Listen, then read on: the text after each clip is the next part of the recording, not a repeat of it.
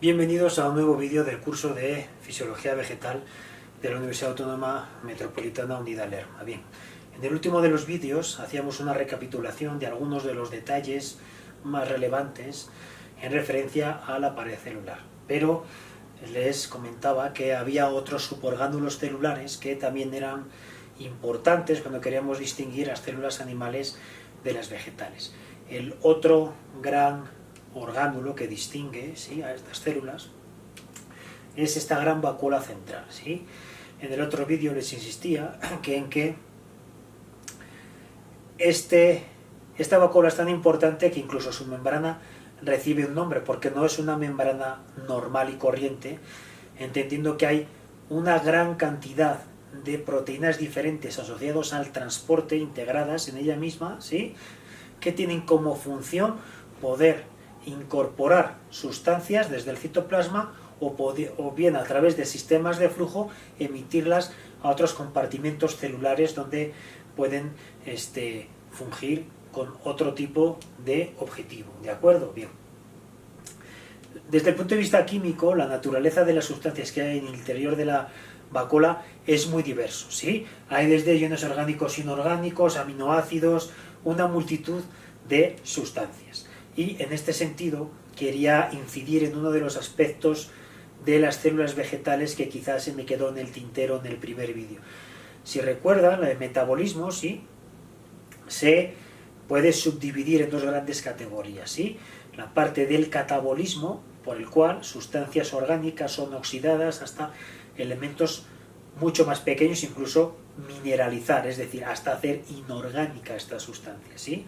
Y luego tenemos la parte del anabolismo, en el cual a partir de constituyentes más pequeños, ¿sí?, podemos generar estructuras mucho más grandes. Bien, desde el punto de vista anabólico, ¿sí?, las plantas son muy interesantes porque tienen una ruta a partir de la cual, partiendo, ¿sí?, de materia inorgánica, en este caso, ¿sí?, luz solar, agua y CO2, se constituye materia orgánica, ¿de acuerdo? Entonces, toda esta parte anabólica, toda esta parte que tiene que ver con la constitución de biomasa, tiene una relación muy directa con la fisiología de la vacuola, y esto a lo largo de los temas lo veremos de forma pormenorizada, ¿sí? Bien. Miren, en la siguiente diapositiva, aunque saltamos a un nivel tisular, ¿sí?, porque vamos a ver un poco la fisiología de la hoja y la retomaremos en sucesivos temas, creo que es interesante hablar de la fisiología celular de estas estructuras en este órgano, ¿sí? Bien.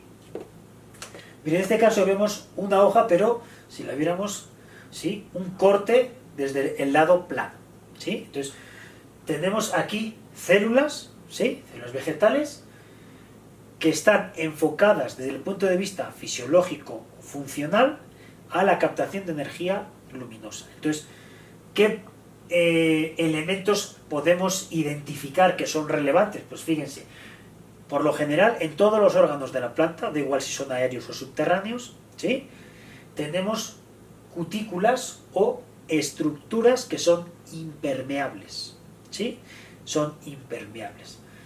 La pregunta que es pertinente hacerse bajo este contexto es ¿por qué hay cutículas que se caracterizan por ser impermeables o hidrofóbicas? Y para justificar este porqué debemos pensar en que la presencia de agua libre, de agua líquida en superficie, ¿sí?, deviene en actividad biológica. Cuando la actividad biológica es de organismos que pueden actuar como patógenos, ¿sí?, entonces tenemos una afectación en función de una patología, ¿sí? Esto lo evita la planta a través de la constitución de estructuras impermeables, ¿sí? Si por ejemplo ven un tomate y echan agua encima del tomate, rápidamente van a ver cómo el agua no puede estar en superficie, rápidamente es eliminada. De esta manera se elimina la actividad biológica y por consiguiente los eventuales daños derivados de esta actividad biológica. Esto con respecto a la presencia de cutículas, que les insisto, aunque aquí las vemos en este corte de la hoja, están presentes en todos los órganos vegetales, hojas, tallos y raíces, ¿sí? ¿Qué más vemos? Vemos, en este caso en la hoja, vemos la epidermis superior y la epidermis inferior, ¿sí? Las epidermis son aquellos grupos de células cuya fisiología tiene un claro enfoque, que es constituir las cutículas, ¿sí? Generar una envuelta, ¿sí?, que proteja los tejidos con actividad fotosintética. Adicionalmente, podemos distinguir entre la epidermis superior y la epidermis inferior. Si nos refiriésemos exclusivamente a hojas planifolias, ¿sí?, que no todas las hojas son planifolias, entendido que se distribuye fundamentalmente en un plano, cualquier hoja tiene una parte expuesta a la radiación solar, que es llamado el haz, y otra que está en la parte inferior, que es el embés, que está a la sombra, ¿de acuerdo?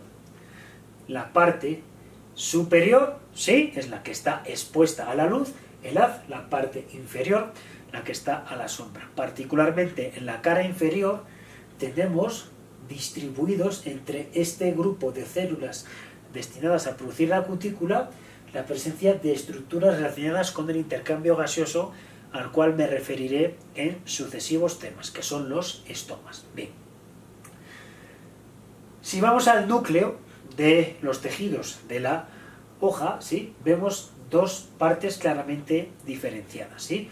Uno que llamamos el parénquima en empalizada, que no son ni más ni menos que células que con mucha frecuencia en los libros van a ver como isodiamétricas, que no es ni más ni menos que un término que alude a unas dimensiones razonablemente similares entre unas células y otras en este contexto tisular, ¿sí? Si se dan cuenta, periféricamente distribuidas en estas células tenemos los cloroplastos, ¿sí?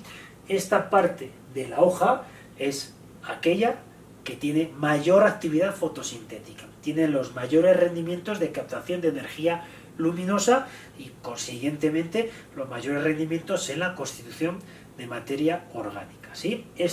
El parénquima empalizada está distribuido, dispuesto hacia la parte superior. ¿Por qué? Porque la luz va a penetrar desde arriba, ¿sí? Y por consiguiente la mayor intensidad de luz y por lo tanto la mayor captación de energía se va a generar en esta parte de la hoja.